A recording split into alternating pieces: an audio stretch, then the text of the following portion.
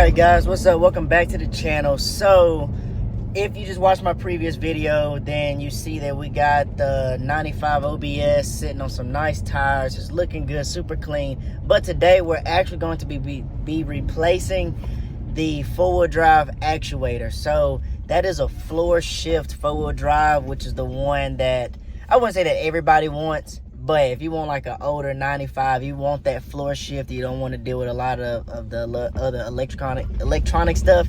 Not that that even mattered, but anyway, we're going to be swapping out the actuator today. And so I'm actually headed to the auto store right now to buy a new actuator for that truck. And once I get back to the truck, I'll show you guys the part. I'll show you what tool you'll need.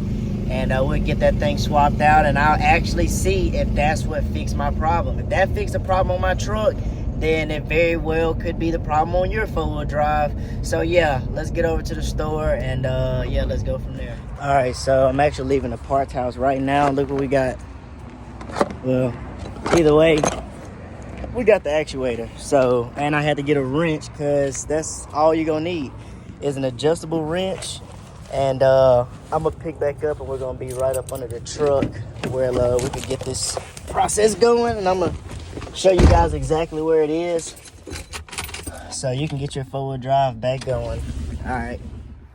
Okay, so we're back to the truck. We got the actuator on the ground. I'm gonna go ahead and show you guys exactly how it looks.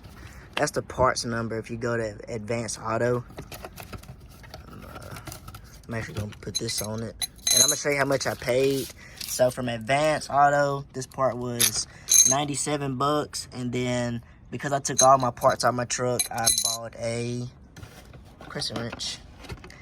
This is the actuator. That's the actuator right there. This is a 95, so it is gonna be the two-blade actuator. Two-prong actuator is not gonna be the 5. I think they changed it on the next year. And if you're looking at the front of your truck and you say, where's the actuator? You got your tow hooks. You're gonna look right up under here. When you look up under here, you're gonna see your front drive shaft, and you're gonna see this right here. This is your actuator. You see this right here? And if you follow that line, you'll follow it on in to a plug. I don't have a rolling cart or nothing. So, as it actually has something unplugged right here. So we're gonna plug that down. And then that plug would have went right there, which is connected. Let's see, we're gonna pull this back some. All right, going right there. So I'm about to grab this wrench, and we're gonna see how hard it might be to get this thing to turn. And I'm hoping that this wrench is big enough, because it's not looking like it is. All right, so this wrench is actually too small. So now I'm gonna go back to the auto store, and I'm gonna grab a bigger wrench, and I'll be right back. Give it a couple more turns in. It'll be coming out soon. It's getting easier. I'm not gonna make you guys watch all this. I'm gonna pick back up and I'm putting the new one in. Okay, so here you go. You have the old one is out, and you have the new one. All right, so I'm about to, I grabbed my smaller wrench because it actually fits around this one. You definitely want to make sure that they're the same size, because I can imagine that an actuator that's too short, that's engaging, is not going to do much for you. So we're going to slide that one on in. And get this one started.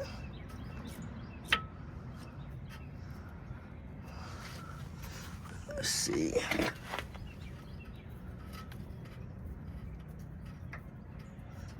All right, so I'm gonna get some more spins on it.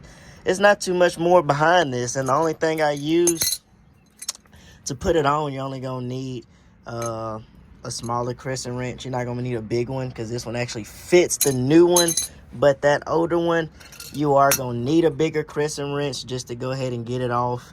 But guys, after you screw this on and plug that up, you should be ready to go. So if you have any questions in the comments on that, let me know. The video will finish up in just a second. I'm gonna put this one on and I'm gonna get in the truck and pull on the street and try to engage it. And if the 4-wheel drive works, then this is more than likely your problem. If you have an 89 to a 98 floor shift Z71 OBS. All right, guys, so that was it right there. I showed you the tool, I showed you the part, I showed you the part number. That's if you get it from Advanced Auto. I showed you the price of the part. I showed you taking it off. You saw me putting it back on. You saw me plugging it up. It fixed it. So that's how you fix your 4-wheel drive if you have a 89 to a 96 Chevy Z71. So yeah, thank you guys for watching. I hope it helped you. If you have any more questions or anything like that, just drop them down in the comments, man. And I appreciate you guys. If you're new to the channel, check out my other videos. Yeah, thank y'all. Peace.